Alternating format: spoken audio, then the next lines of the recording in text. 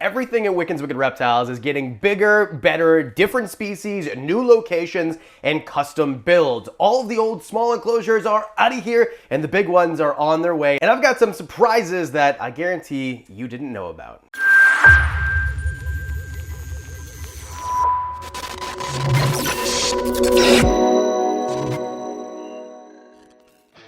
We're making things bigger. This is an enclosure that is almost 300 gallons. It's really echoey in there. We're gonna be putting inside a special animal that we made an enclosure for last week, which we're gonna talk about a little bit later also. And we've got a special animal coming that I've never told you about that's gonna go in this one right here. Simple enclosures made out of plywood. We're gonna throw a coat of paint on, which is made for decks, so it's gonna be waterproof. Throw in some cork insulation on the walls so that the animal can climb up and down. Put a UVB bulb on the top. Wham bam, Bob's your Uncle Fran's your aunt. We've got ourselves brand new enclosures for the back of the room.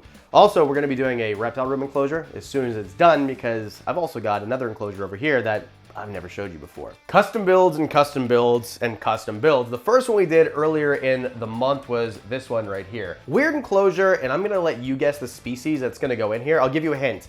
It's a tree frog. Guess which one? This enclosure here is 6 feet tall, it's 13 inches wide and 24 inches deep. It's weird because I wanted it to fit in between the giant jungle enclosure that we're gonna talk about at the end, because it looks like this is the coolest enclosure I've ever seen. Also, this empty enclosure right here that had the tortoises and Doug inside, but he's now outside. So we had to put something here. And most people put like that tacky board there, right? Or like the construction board to make it look like a black wall. Instead, I thought, why not use the space for a really cool frog species? And it's not gonna need any supplementary heat, because the ambient heat in this room is perfect for that animal, and it mimics the dry season and the wet season with a temperature difference. And I'm gonna drill a nozzle in here so we can connect it to the rest of the Mist King system, so it'll be nice and moist. And the whole idea is the burlap is gonna help grow moss, so it'll be covered in moss in a year, hopefully, that's the plan. And we've got epiphytes on the back walls and sticks and stuff, but we've got nothing in the bottom. So I think we need a trip to our grow tent to figure out what we have that we can put in the bottom of this. With dozens and dozens of enclosures and animals, the point is to always be making their enclosures better and bigger. So what most people do is they get more animals and fit them into the same amount of space. I have more spaces and I have less animals. In this room, I think there's only 10 enclosures right now. So this enclosure used to actually be one enclosure. It used to be 8 feet long. Now it's 4 foot by 4 foot by 3 feet tall. So that's still like, how many gallons is that? So this enclosure is 340 gallons, which is kind of crazy because it's actually bigger than the ones that we just showed you. Maybe because it's twice as deep. So this enclosure here we had dug in, and what we're going to do instead is take this jankety thing that I made 2 years ago out of it, and then put the cork all the way around so it has some sort of background, put better lighting in, and then we're going to put some sticks across because there's going to be an arboreal species that goes inside of here. And on the other side, we've got the same enclosure, technically, that's walled off. And all we did, if you didn't notice, is we put some plywood there, and then on this side, we have the cork. So we have the cork on this side, which we're going to put all the way around. The whole idea is they can actually grip a hold of this and use the wall as a tree, basically. So you're actually giving them, although it's still 400 gallons of space almost, 360 gallons, whatever it is, you're still giving the animal more space than that even, because they can climb around wherever. What I've been doing over the course of the channel is telling you different ways to heat enclosures and add lighting. What we have in here is one UVB light, an Arcadia light. We've also got a basking bulb and a radiant heat panel for the nighttime, because these animals, Tonga banded iguanas, don't like it when it's too cool. And I will say, it's not sponsored, but the Reptirad, they're freaking amazing. I got mine at Cornell's World. The cords don't pop out all willy-nilly like all the other ones do. But at night, the temperature stays around 80 degrees. During the day, it gets closer to 90, and then the humidity fluctuates, and we keep that the way it's supposed to be because we have the misting system hooked up to here too. So it's one Mist King hooking up the entire, I'm just making this too much like a reptile room tour. Do you want to see a reptile room tour? We can actually do that this month, because I have a bunch of really cool things to let you know who's who coming at the end of the month. So it's basically a solid wall of enclosures, and it's 18 full feet, but all you have is 1, 2, 3, 4 enclosures in 18 feet of space. I am dedicated and I'm making things bigger, like we said in the intro. The whole point is to get more space, including this guy here, which is 1,500 gallons, the giant jungle enclosure. And there's some very different things about this than the last time we talked about it. But before that, I want to talk to you guys about house snakes. And the species we're keeping is changing too. We got 30 house snakes just, I don't know, about a month ago. And I decided that instead of breeding them, I'm gonna sell all of them. They're all available for sale. Well, we might keep like 2 or 3 pairs. But either way, available. If you just message me on Instagram, we can work something out. If you're Canadian, if you're American, just go to Reach Out Reptiles where I got these in the first place. We don't have to do the cross-border thing. With Canadians, they're available. And really, we don't have 30 because I sold a pair and then we're also giving away a pair. They should be here any minute now. Actually, I hear them at the door right now. Bro, I'm going to the airport. I need those house snakes and I need them right now. Okay, so we're gonna give you a pair. So we're gonna open some bins. We're gonna show you what we have available. Awesome. And then you can pick whatever ones you want, but not the really cool one from Garrett that has a short neck, and he sent it to me because he says he looks like me because I'm short. I'm also short. I should get to take it. No. Oh, this one's gorgeous. What is this? They're all so nice. They are so nice. Dude, this is gonna be so hard to pick. That's my problem, is I'm having a hard time figuring out which ones I want to sell so I can go buy more from Garrett. I think we're good to go. What if we go for steak first and then we come back and then you can pack up your house snakes? Steak sounds good, but I do need to get to the airport and I still need to get an eSIM sorted, so we are on crunch time, but let's go get steaks. Okay. 2 hours later. Okay, Adam, dinner was great. I gotta go figure out this eSIM thing. I will see you later. Try Saley. Saley.com. Saley.com. Yeah, I'll send you the link. Thank you very Okay, much. Please awesome. do. Awesome. Right, see you later. Bye-bye. All right, we're gonna go pack up those house snakes for Foddy, but before we do, I wanna tell you about today's sponsor, Saley. The problem I face all the time is not being able to connect my phone in the different countries that I'm at. And thanks to today's sponsor, Saley, I can do just that with an eSIM.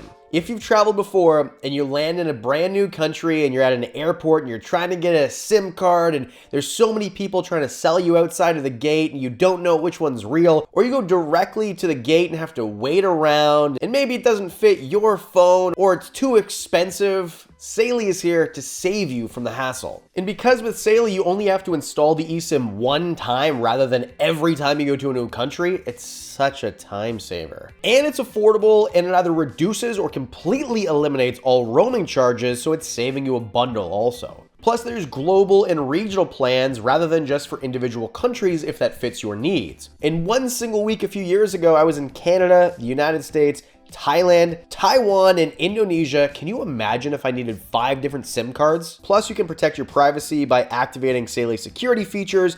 You can change your virtual location, block malicious ads, and just stay safer when you're browsing the web on your phone. Doesn't matter if you have iOS or Android, as long as your phone supports eSIMs, you're good to go with Saley. And if you sign up for Saley and your phone doesn't support it, you get your money back. I know I'm not going anywhere without Saley ever again. Go to Saley.com/reptiles and get 15% off. That's 15% off select data plans when you go to Saley.com/reptiles and use code reptiles when you download the app. House snakes are gone. They'll be at Foddy's house tomorrow. We're also changing the style of edits. We did a video about these enclosures last week and it looked and sounded like this. My expensive little dragon is growing like a weed, and I've been putting off upgrading her enclosure because a lizard that costs more than my first car did deserves an enclosure just as impressive as she is. We want to do more of that, more in-depth storytelling about the animals, because Stitch here and then Squeegee and Luigi, they deserve a spotlight. I want to do more about each individual animal rather than just talking about 5 animals every week or 10 or 20 or in a whole room.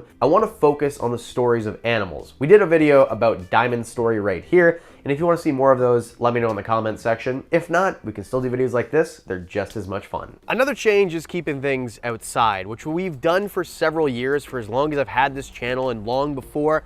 I've put things outside that could be outside, but now we're cohabitating 3 redfoot tortoises or cherry head tortoises, same thing basically. These guys kind of have this Darth Maul look about their face, and we've got Doug out here, and it'll be for the whole season. Last year we built this halfway through the season. It was a little bit late.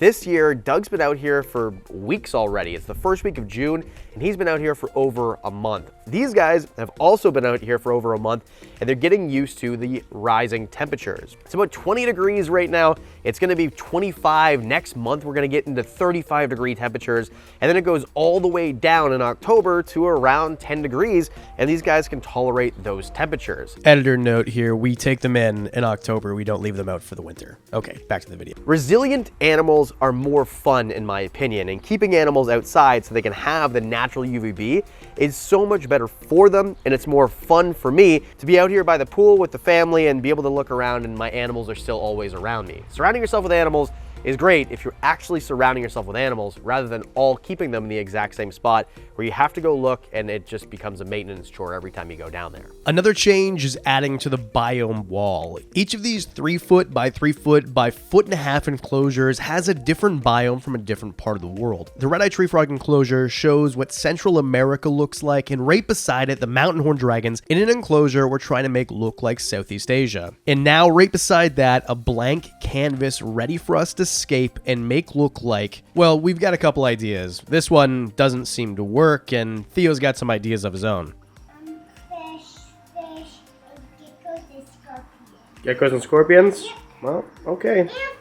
All right. 2 new biomes to build and fix up the red-eye tree frog where the background fell off the wall again, and we'll have a completely different looking wall with 4 biomes from different areas of the world. Another big change is the way that we're breeding things. Now in front of me, this is 7 hognose eggs.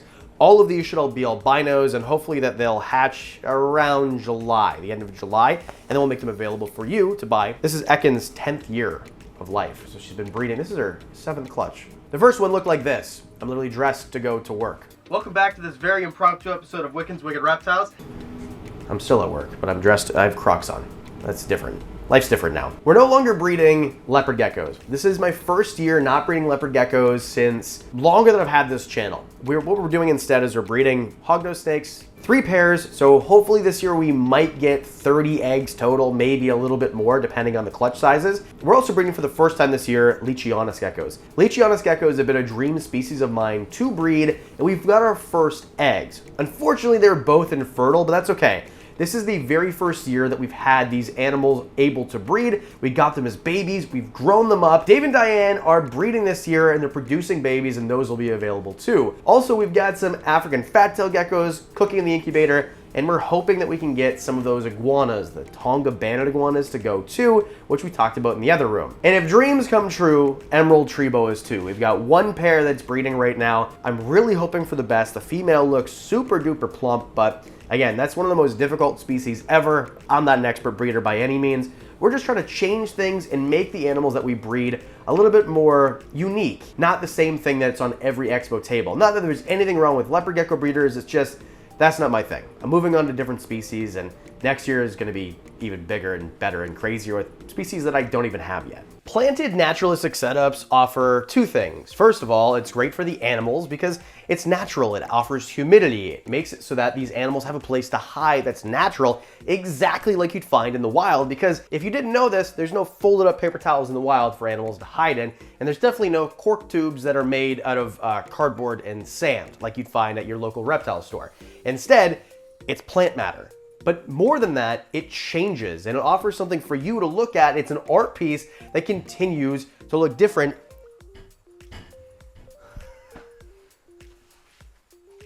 Excuse you, Alfie. We're training a zookeeper right now, so let me just... Okay, so you have to...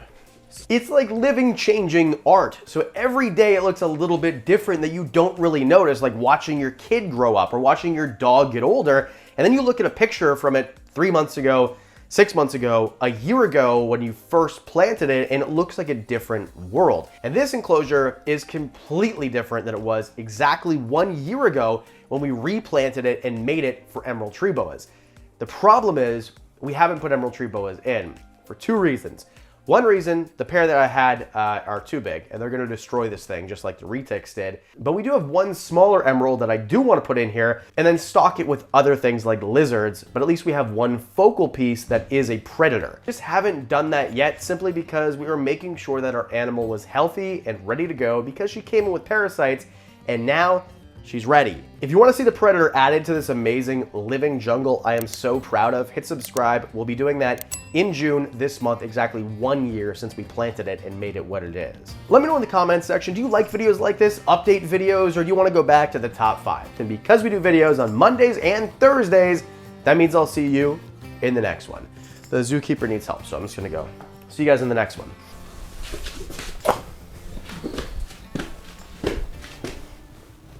That's dirt.